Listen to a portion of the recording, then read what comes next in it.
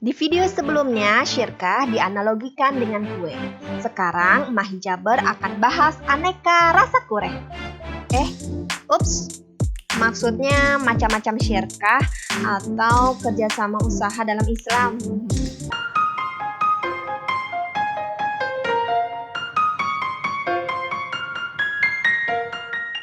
Kita jumpa di podcast Curhatan Emak Hijaber. Syirkah terbagi menjadi dua, yaitu pertama, syirkah amlak atau syirkah al-ain yang artinya kepemilikan harta. Kedua, syirkah al-uqud atau syirkah tasarruf yang artinya transaksi. Emak Hijaber mau cerita bagian pertama, yaitu syirkah amlak.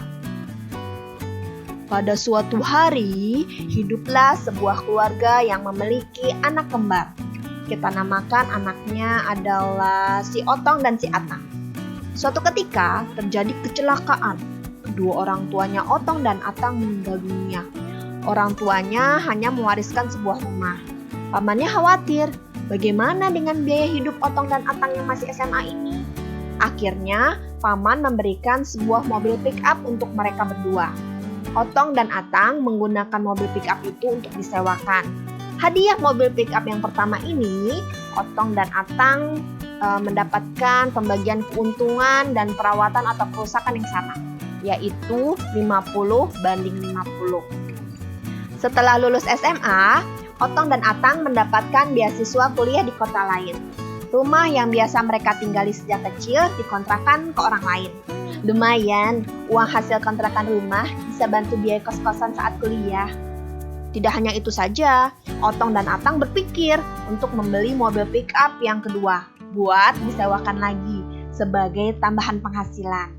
Mereka membeli mobil pick up kedua dengan urunan Otong 60% dan Atang 40%. Kelak ketika ada keuntungan dan perawatan, pembagiannya juga punya porsi 60/40. Kita dapat ambil pelajaran dari cerita tadi untuk dikaitkan dengan syirkah amlak. Pertama, ada harta warisan rumah yang ditinggalkan orang tuanya Otong dan Atang. Mereka bekerja sama untuk menyewakan rumah warisan. Yang kedua, ada harta hibah atau hadiah mobil pick up pertama yang diberikan oleh pamannya. Otong dan Atang bekerja sama untuk menyewakan mobil tersebut. Ketiga, ada pilihan membeli mobil pick up kedua dari Otong dan Atang.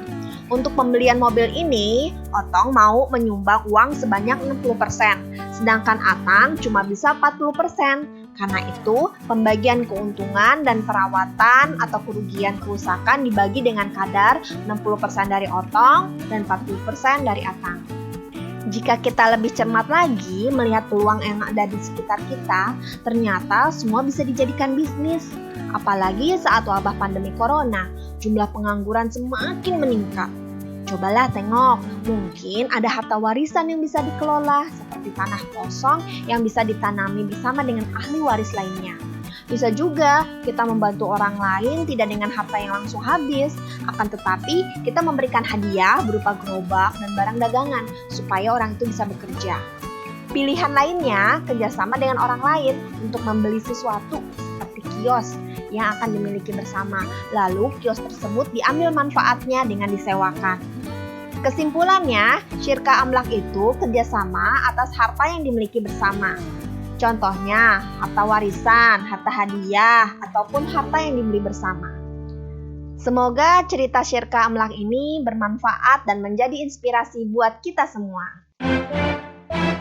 Ada nih hal yang gratisan dan mudah banget untuk dilakukan buat mendukung video Emak Hijaber. Caranya, klik like dan subscribe Emak Hijaber. Buat dapat notifikasi video berikutnya, klik tanda lonceng setelah subscribe Emak Hijaber. Next, cerita berikutnya bakalan lebih seru. Terima kasih sudah nonton sampai selesai. Sampai jumpa lagi.